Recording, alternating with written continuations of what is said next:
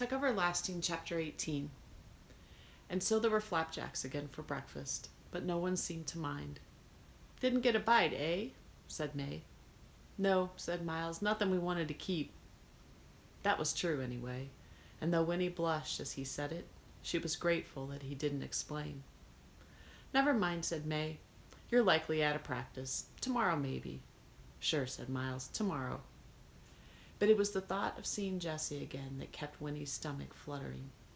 And at last he came down from the loft, yawning and rosy, rubbing his curls, just as May was piling the plates with flapjacks. "Well, slug a bed," she said to him fondly. "You come near to missing breakfast. Miles and Winnie've been up for hours, out fishing and back already." "Oh," said Jessie, his eyes on Miles. "Where's the fish, then? How come we got nothing but flapjacks?" "No luck," said May. "They wasn't biting for some reason." "Reason is, Miles don't know how to fish," said Jessie. He grinned at Winnie, and she lowered her eyes, her heart thumping. "It don't matter," said May. "We got plenty without. Come and get your plates, everybody." They sat about in the parlor, as they had the night before. The ceiling swam with bright reflections, and sunlight streamed across the dusty, chip-strewn floor. May surveyed it all and sighed contentedly. "Now this is real nice," she said, her fork poised above her plate. "Everyone's sitting down together, and having Winnie here, well, it's just like a party." "That's the truth," said Jessie and Miles both together, and Winnie felt a rush of happiness. "Still, we got things to discuss," Tuck reminded them. "There's this business of the horse getting stole. We got to get Winnie home where she belongs.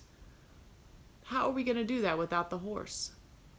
"After breakfast, Tuck," said May firmly. "Don't spoil a good meal with a lot of talk. We'll get to it soon enough." So they were silent, eating, and this time Winnie licked the syrup from her fingers without pausing to think about it first. Her fears at last night's supper seemed silly to her now. Perhaps they were crazy, but they weren't criminals. She loved them. They belonged to her. Tuck said, "How'd you sleep, child?"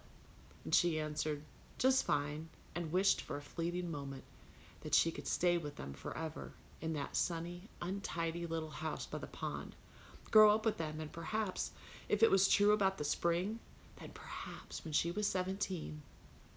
She glanced at Jessie, where he sat on the floor, his curly head bent over his plate, and then she looked at Miles, and then her eyes went to Tuck and lingered on his sad, creased face.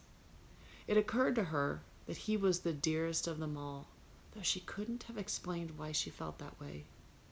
However, there wasn't time to wonder, for at that moment someone knocked at the door. It was such an alien sound, so sudden and surprising that May dropped her fork and everyone looked up startled. "Who's that?" said Tuck. "I can't imagine," whispered May. "We ain't never had callers in all the years we've been here." The knock came again. I'll go, Ma," said Miles. "No, stay where you are," she said. "I'll go."